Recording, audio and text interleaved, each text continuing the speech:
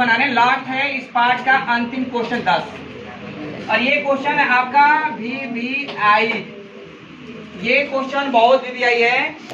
बच्चे लोग जरा देख लीजिए ध्यान से क्वेश्चन कैसे हम लोग बनाएंगे। हमें दिया है क्वेश्चन में एक समचतुर्भुज। पहले आप एक समचतुर्भुज बनाइए। चलिए एक समचतुर्भुज बना दिया। चलिए यहाँ मैं डाल देता हूँ A, और यहाँ मैं डाल देता हूँ B, और यहाँ मैं C, और यहाँ मैं D। मैं चारों बिंदु को दिखा दिया, जिसमें कि आपको क्रम संख्या में दिया है बाबू 3,0, 4,5,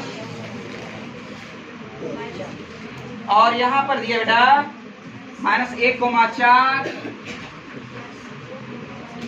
और -2, और -1 दिया है। देखो इतना दिया है आपको। A बिंदु का दिया है, B बिंदु का दिया है, C बिंदु दिया है, D बिंदु दिया है।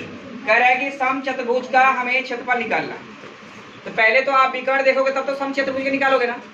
समचतुर्भुज क्षेत्रफल क्या होता है? 1/2 पहला विकर्ण गुणे दूसरा विकर्ण। तो पहले तो हम विकर्ण निकालना पड़ेगा। चलिए चलते हैं। आपको सबसे पहले मैं विकर्ण को A से C को मिला दूंगा। जब A से C को मिला देंगे तो सबसे पहले आप चलोगे AC में। जब AC में जाइएगा तो जरा देख लीजिए x1 का वैल्यू हो जाएंगे 3 हो जाएंगे, x2 का वैल्यू हो जाएंगे -1 हो जाएंगे, y1 का वैल्यू 0 हो जाएगा, और y2 का वैल्यू आपका 4 हो जाएगा। तो जरा देखो हम आपको दूरी सूत्र से क्या होता है, x2 - x1 का होल स्क्वायर, और y2 - y1 का होल स्क्वायर। x2 का वैल्यू क्या लिखेंगे -1, और x1 का माइनस यहाँ पर 3 हो जाएंगे, यहाँ होल स्क्वायर। y2 का वैल्यू 4 -0 का होल स्क्वायर।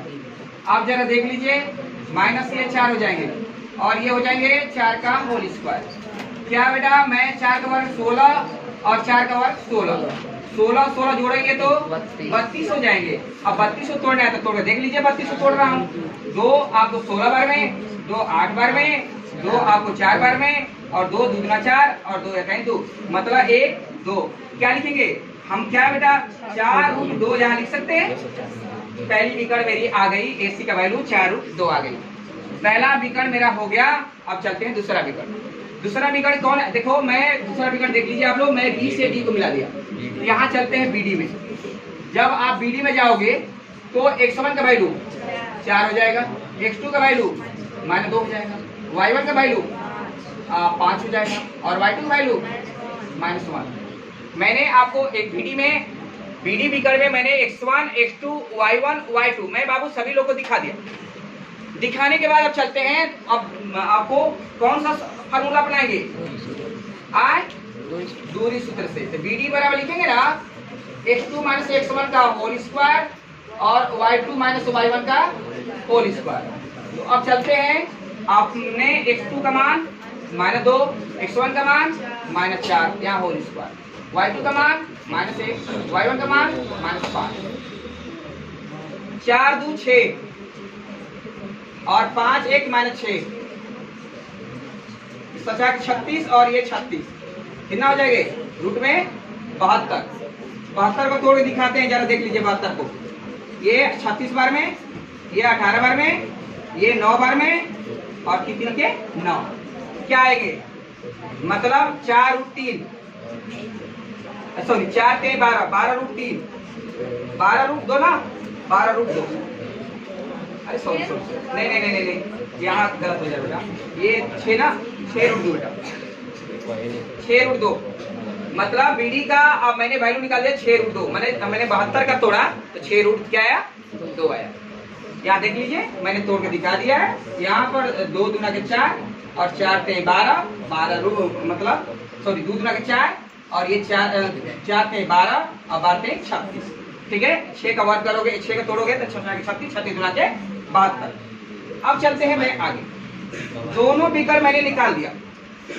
मैंने आपको AC भी निकाल दिया और BD निकाल दिया। लास्ट में भी निकालना है। क्या निकालना है बेटा?